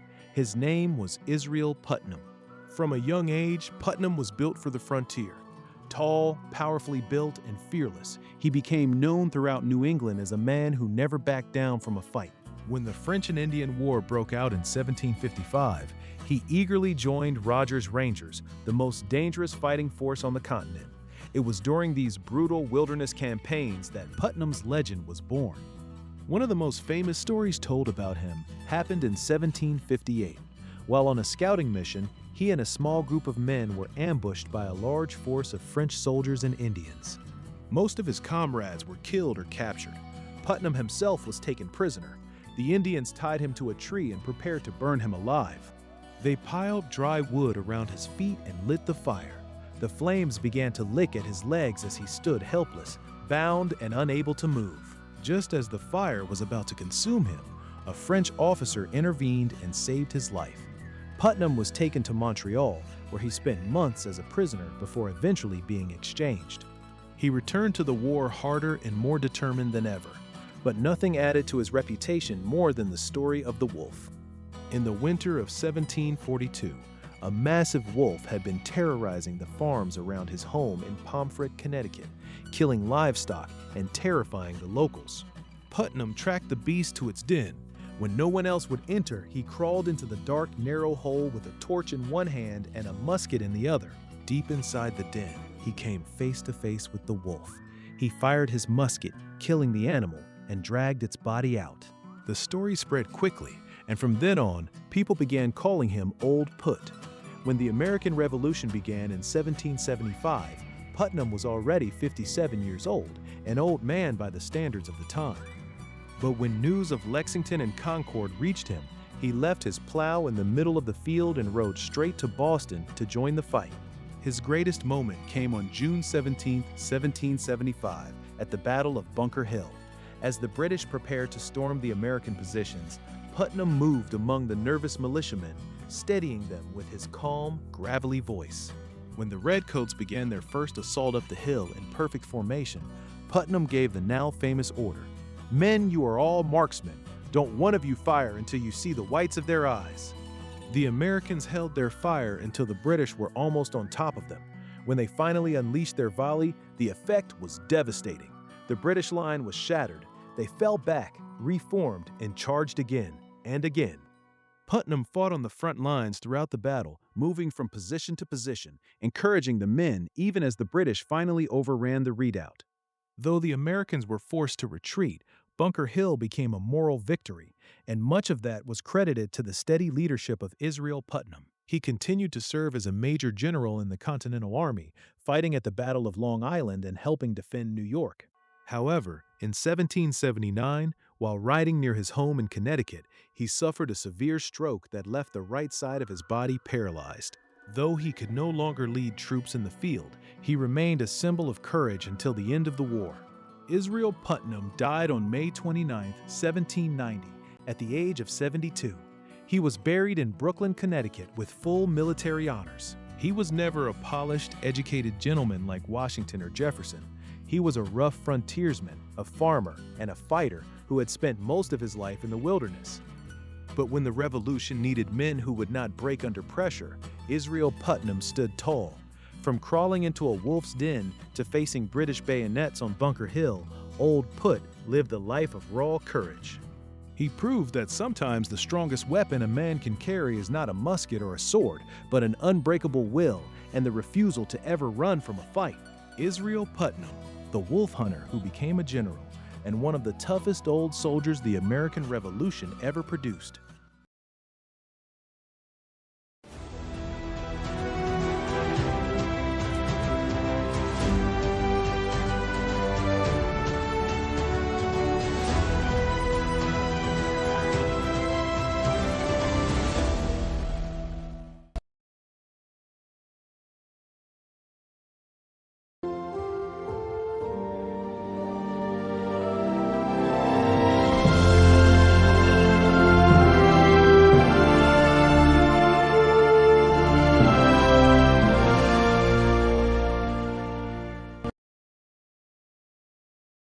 Hark! I've discovered a brew so bold, 'twill ignite the spirit of liberty. This is not merely coffee, 'tis the very essence of American boldness. Give me coffee, or give me death. Go to For Liberty Shop to procure yours now. 'Tis the year of our Lord, 1801. President Trump Jefferson casts his gaze o'er the sovereign Potomac and beholds a most wretched spectacle upon the waters. From the cursed shores of Tripoli and the welfare coffers of distant Minnesota comes the brazen Captain Ilhan Omar, commanding her fleet of Barbary pirates. She demands her ransom, billions in reparations. Yet one instrument of fortitude suffices, a steaming chalice of Jeffersonian Java, bold and unapologetic from For Liberty Shop. No more tribute to rogues, he thunders, and dispatches the Navy and Marines to smash Omar's fleet asunder. Trump Jefferson stands triumphant as Omar's plunder meets the end it deserved back in Minnesota. Jeffersonian Java, the coffee that gives true Americans the courage to refuse tribute and rebuke fraud. Procure yours at forlibertyshop.com and make America caffeinated again. In a city where businesses never sleep, the technology still crashes. When technology turns criminal, they send up the signal. He's not a myth, and he's definitely not your nephew who knows computers. He installs, he protects, he backs it up, he keeps your business online and out of trouble. Managed IT, security, cloud, support that actually answers the phone. Layer 8 tech. When your network breaks, he wakes. Call Drew before your tech needs a rescue signal. Welcome back to the Wake Up America Show. I'm your host, Austin Peterson. Glad and thankful to have you here. You know, most plans that libertarians have to escape the state, they usually end the same way. A flag goes up on a reef or some patch of disputed dirt, and then a real government shows up and tears it all down. The Republic of Minerva, maybe you've heard of it, they lasted about 5 months before the King of Tonga sailed out with 100 men and a brass band and ended it. Well, our next guest, he looked at this whole graveyard of failed utopias and he drew the opposite lesson. Don't start with the flag, start with the plumbing. Mitchell Suchner is the founder of ArcPad, and he's actually doing it. Floating houses, a working resort off the coast of the Philippines, and fish farms that pay for themselves. Everyone, please welcome Mitchell Suchner. Mitchell, nice to meet you. Thank you for having me, Austin. Happy to be here. Glad to have you here, Mitchell. So let's start with where you actually started. So not with the big dream of ocean cities, but with the boring stuff, power, water, waste, internet. So why did you decide to solve the plumbing before you solved the politics? I mean, at the end of the day, so there's a phrase that I used to use when I talked about this kind of stuff. I said, every nation is built on dirt. And that's true, right? Every single country that's out there, it's built on just dirt. And dirt is basically the cheapest, most worthless thing that you can have, right? And that's, everything is built the ground up from there. So it's like what you're saying, right? You can't start with a constitution. You can't start with a polycentric law, which I'm an advocate for. You can't start with all of these high and mighty things. You have to start from the foundation of any potential future country. And I guess I don't know how some people are looking at this. You know, some people, there's really two camps with seasteading. I think you can view it from two perspectives. One is the people that want to start a new country, and one is the people that want to basically have like offshore special economic zones. In one sense, cruise ships have been seasteading for a while. You know, cruise ships, they solve the issue of seasteading. That's why you can go on a cruise ship, you can gamble. There are some cruise ships where you can smoke marijuana. Cruise ships where they do other things, basically. But yeah, so going back to it, looking at cruise ships, right? You had to start with, how do we fit 5,000 people onto a single boat? That was the first issue, to make it economically viable, to make it logistically feasible, to have this kind of floating economic zone. And then once they had that, getting the flag from the flagging registry was comparatively easy. And so that's kind of how I looked at it. The Republic of Minerva, right, they started with a flag. They did start with dirt. To be fair to the Republic of Minerva, they actually started with a reef which was only above water at low tide. And then at high tide, it was completely covered with water, which meant that legally, the Republic of Minerva, it was never considered to be the sovereign territory of any country. So they had the right idea from a legal perspective, but really it was just Tonga, to some degree, kind of reinventing the law and saying, well, this is how I interpret international law, and enforcing it on their own, which, just kind of shows that if you have something that a country really wants to take, they can kind of bend their own rules to take it a little bit. But that's, going back to seasteading, that's why having a flag from a flagging registry, which gives you legal protections from that kind of unlawful seizure under international law, that's an established thing. That's an established principle. So I think that seasteading has a lot more viability to it than just dredging up reefs into artificial islands. That has a bunch of flaws that I could go into, but there's my 2 cents in the matter. Yeah, maybe the Minervans should have also brought some 50 caliber machine guns with them. Now, you've got the reef resort that's operating off Davao in the Philippines right now, with people paying to stay on it. So walk us through, what does a guest actually experience out there? What does it look like, and how is it different from a beach resort on land? That's a good question. So obviously, when you're at a beach resort, people are going for the beach. They're going to, in the Philippines, a lot of Filipinos, some of them do swim. Some of them just like to kind of hang out at the beach. They'll generally tend to stay in more shallow areas. I noticed that when you have white people coming from Western countries, when they go to the beach, people tend to swim out a lot further, to the point where the water's over your head. And then Filipinos like to stay in the shallow areas because they aren't as strong of swimmers. But then so you're saying white people know how to swim? Well, that's true. That is true, actually, yes. And then they come out to our resort. It's like 65 feet deep is where it's at. So the whole thing is over your head. So, everybody's who's swimming, they're already in the deep end. But then you swim a little bit further away from shore, it actually gets shallower, because we're kind of between a reef. So you have a reef here and an island here, and the floating resort is in the middle. So it's kind of like a little bowl, like a little basin, if the viewers can see my hands, which is good. It kind of protects you from tidal movements, protects you from, things like that. I won't go to the engineering. You're asking a question about the guest experience. So the guest experience is basically this. You come out to the resort.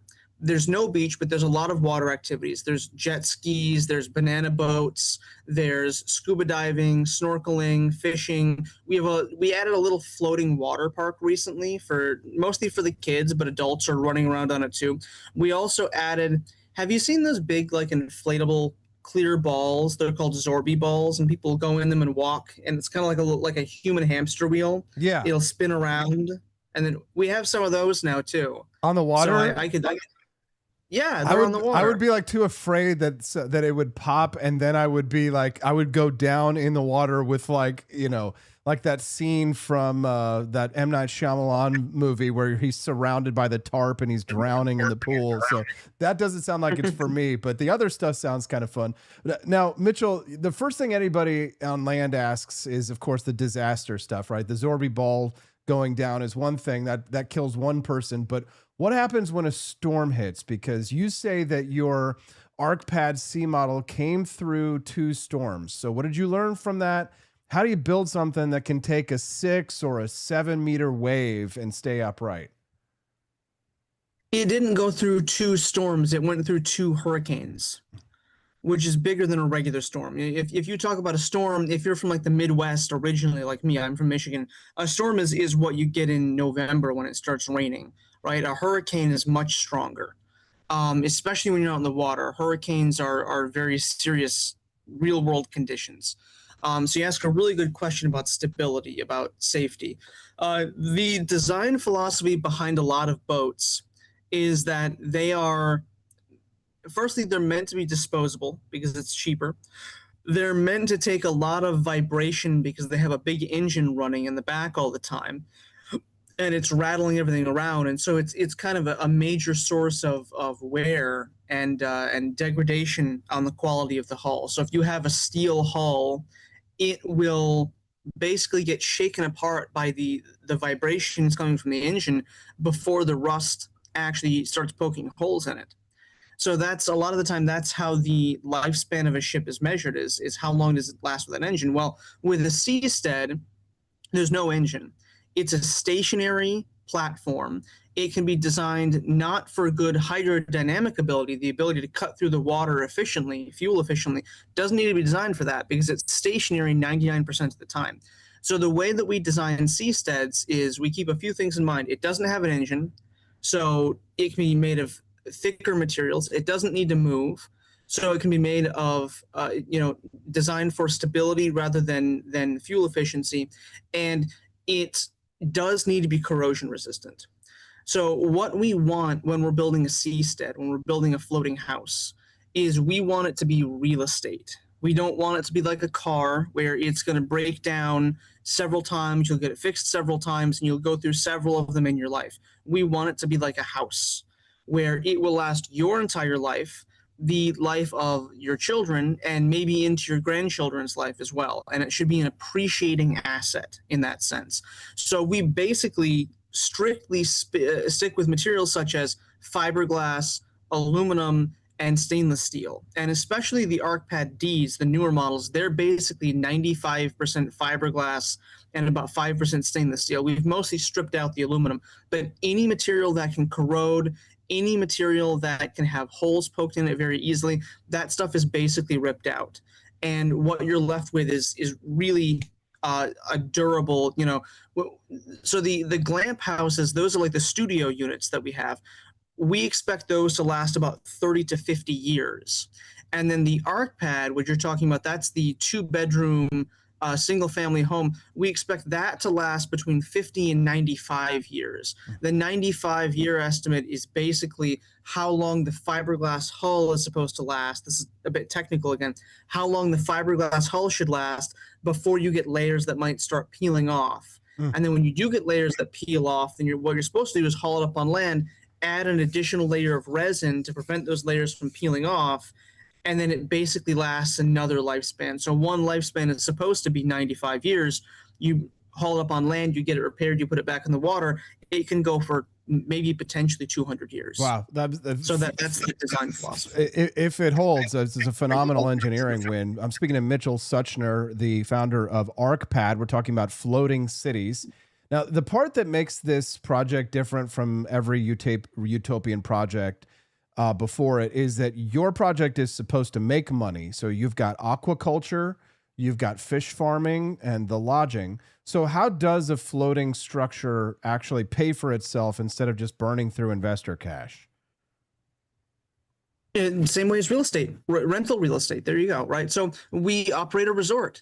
By operating a resort, you put these things up on Airbnb, Booking.com, Travelocity, stuff like that. You just rent it out, and people will come and pay double, triple, quadruple what they would pay for. I mean, if you look at a house inland, there's a fishing village called Lupon, and there are some rental properties that are in that fishing village that I've stayed in before, and they're bigger on the inside than the floating houses that we have, and they go for almost 1/10 of the cost, and it's very rarely actually occupied. And then we build a house on the coast. We built a house on the beach, right? That one will be booked solid every weekend, at least. The weekdays, sometimes it sits empty, but every weekend people want to go to the beach. What we found is that it's even better when you have a floating house. I can put a floating house out there. If people want to go to the beach, they have 30 different beaches to choose from in the Philippines. There's a bunch of beaches around, right? But there's only one floating house.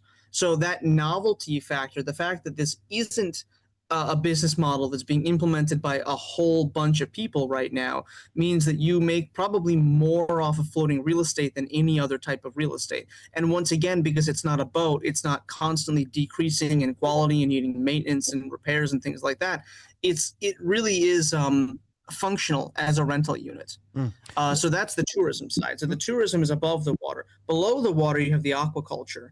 And there, what we do is we have these big cages that kind of drop down underneath the resort and kind of encompass the whole water space below the resort.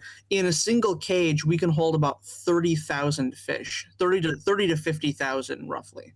So that's a, you know, $30, $40, $50,000 harvest, more or less, once those fish get big enough for harvest, which usually takes maybe 4 or 5 months. That's insane, Mitchell. Let's talk about the governance on board. So let's say you've got a White Lotus situation, right? So you've got a guy who maybe he buys it and he's got a family, and one day he just snaps and he murders his entire family on board. What is the legal process that you go through to deal with the kinds of actual civilizational problems that we face on land? So I'd have to ask you, are you talking about the coastal resort that we're operating right now, or are you talking about the theoretical seastead and international waters? The theoretical seastead. Okay, so there it completely depends, because again, we're the guys who are building the layer 0, right? So the layer 1 is the political apparatus that exists on top of it. We're the ones that provide the dirt, and then you have to provide the country. We build the floating houses. We don't necessarily tell people these are the laws, you know, this is the legal political system. Right now, we just operate a resort, and that's all that there is to it. And we're trying to turn a profit with the seasteading technology. I want to see network states like Balaji's style network states purchasing these floating houses from us and putting them in international waters so that a network state can operate with its capital city being, you know, 220 miles from the nearest land. I think that would be a fantastic thing. And our technology is at a point now where we're able to take that step. I want to improve the technology. I want to make it more efficient at energy collection, energy usage. We're trying to double up the insulation right now so that the air conditioning is more efficient. Again, boring things like that, right? But that's the stuff that we focus on, is more the physical, the logistical. I mean, I don't know. How would you want it to be handled? If somebody got murdered on a seastead and you were the owner of that seastead, what would you want to see happen? That's a really good question. I guess I hadn't thought about it. I was hoping that people like you, smarter people than me, would figure that out for me. I'm not sure.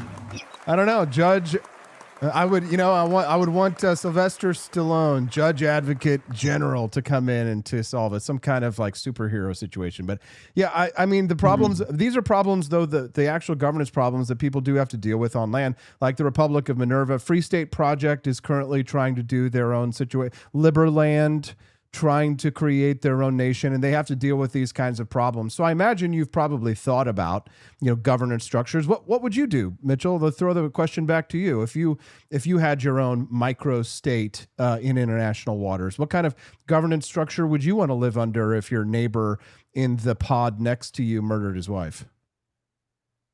Well, so I've talked to the Liberland guys. I've personally talked to some of the people running Liberland, some of the people running Sealand. You didn't mention Sealand. I think Sealand is probably a better example for this conversation. So Liberland is still a bit theoretical because they haven't really established themselves. Their territory is still kind of being actively disputed by neighboring governments. Compare that to Sealand, where I think since the 1960s, I don't recall exactly when in the 60s, if it was early 60s or late 60s, but their family took over an abandoned World War II artillery platform. So this was an artillery platform that was built to prevent Nazis from coming in and dropping bombs on London. And it was built about, I think, maybe 4 or 5 miles out to sea. Now, back in the 1960s, the legal boundary for territorial waters around a country, the waters that it can enforce its laws within, that used to only go out about 3 miles. These days, it goes out about 12 miles. But this platform at that time was in international waters. They took over the platform. They opened up a pirate radio station so that they could broadcast illegal music to other countries, like, you know, nearby countries, UK and France and things like that. And what ended up happening through a series of events is they created their own flag, like the Republic of Minerva. They founded a country, and they were probably the only successful project to come out of that time period. The major ones being Republic of Minerva, Rose Island, the Atlantis Project, which I think not a lot of people know about, and Sealand. The only one that's still around today is Sealand.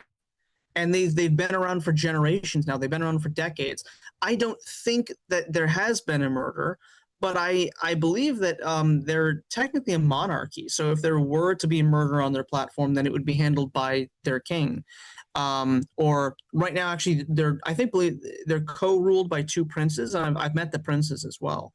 So again, you know, from my perspective, what would I want? I wouldn't want a monarchy. I would want polycentric law. I would want the kind of Friedmanite, anarcho-capitalist perspective, which is basically you have competing agencies and they offer different laws, and then you pick the law that works the best for you, and then you pay like a monthly subscription fee for that police agency to protect you and your property. So if somebody tries to murder me, or if I murder someone in my house, then, you know, they are either punished or I am punished based on the pre-agreed legal terms, more or less, that you've already signed up for and that you're aware of. And I like that more than democracy, because in democracy, there's a bunch of options on the table, everybody votes, and then whatever gets 51% of the vote, everybody has to follow that rule. Whereas with polycentric law, everybody picks for themselves. And so I think that's just a lot more libertarian, that's a lot more freedom-minded. I love it. Mitchell, this is, you're definitely preaching the choir here. The Wake Up America show is a very liberty-loving audience. So it's time for us to run, but what's the last thing that you'd like to leave with our liberty-loving audience before we let you go, sir? If you are interested in absolutely maximizing freedom, if you believe in, you know, full-on libertarianism or some form of anarcho-capitalism, I believe that seasteading is the most viable way to make this into a real thing. Cruise ships are functionally independent. Floating cities can and will be functionally independent. So if you want to be part of that movement, if you want to be a part of either the seasteading or libertarian movements to the highest degree that you can, you guys can come and buy this floating real estate from us in our resort. Go to reefresort.co and either come and book a stay at the resort if you're in the Philippines, or buy some ownership, or contact us and get involved. There we go. Mitchell Suchner. Hey, Mitchell, thank you so much for your time today. We're very grateful for it, and best of luck on your project. Thank you very much, Austin. You as well. That's Mitchell Suchner, and we're grateful to have him on the show. Hope you enjoyed it. Wow. I mean, what a phenomenal show today. Thank you so much for unlocking the bonus content. We were #1 on X this morning there for a little while. I can't get over how great life is. Thank you to everybody who went over and made purchases at the Grift Shop this morning. Don't forget, when you exit the show, to exit through the Grift Shop. Check out our America 76 250 years shirt. These shirts sold over 250 of these things in the last few days. Everybody wants to get one, so don't be left behind. Head on over to forlibertyshop.com. Get your America 76 250 years t-shirt, guys, and support the Wake Up America show and the For Liberty Network in our quest to take over our government and leave everyone alone. I don't know if I want polycentric laws, sure, but we'll have to debate that another time. Appreciate you guys. We'll see you guys right back again here tomorrow on the Wake Up America show, and that's on the For Liberty Network.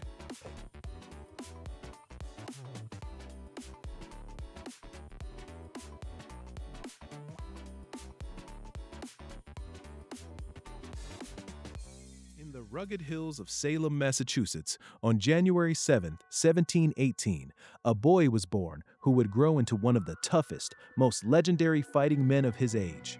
His name was Israel Putnam. From a young age, Putnam was built for the frontier. Tall, powerfully built, and fearless, he became known throughout New England as a man who never backed down from a fight. When the French and Indian War broke out in 1755, he eagerly joined Rogers' Rangers, the most dangerous fighting force on the continent. It was during these brutal wilderness campaigns that Putnam's legend was born. One of the most famous stories told about him happened in 1758. While on a scouting mission, he and a small group of men were ambushed by a large force of French soldiers and Indians. Most of his comrades were killed or captured. Putnam himself was taken prisoner. The Indians tied him to a tree and prepared to burn him alive. They piled dry wood around his feet and lit the fire. The flames began to lick at his legs as he stood helpless, bound and unable to move. Just as the fire was about to consume him, a French officer intervened and saved his life. Putnam was taken to Montreal, where he spent months as a prisoner before eventually being exchanged. He returned to the war harder and more determined than ever, but nothing added to his reputation more than the story of the wolf. In the winter of 1742, a massive wolf had been terrorizing the farms around his home in Pomfret, Connecticut, killing livestock and terrifying the locals. Putnam tracked the beast to its den. When no one else would enter, he crawled into the dark, narrow hole with a torch in one hand and a musket in the other. Deep inside the den, he came face to face with the wolf. He fired his musket, killing the animal, and dragged its body out. The story spread quickly, and from then on, people began calling him Old Put. When the American Revolution began in 1775, Putnam was already 57 years old, an old man by the standards of the time. But when news of Lexington and Concord reached him, he left his plow in the middle of the field and rode straight to Boston to join the fight. His greatest moment came on June 17, 1775, at the Battle of Bunker Hill. As the British prepared to storm the American positions, Putnam moved among the nervous militiamen, steadying them with his calm, gravelly voice. When the Redcoats began their first assault up the hill in perfect formation, Putnam gave the now famous order, "Men, you are all marksmen. Don't one of you fire until you see the whites of their eyes." The Americans held their fire until the British were almost on top of them. When they finally unleashed their volley, the effect was devastating. The British line was shattered. They fell back, reformed, and charged again and again. Putnam fought on the front lines throughout the battle, moving from position to position, encouraging the men even as the British finally overran the redoubt.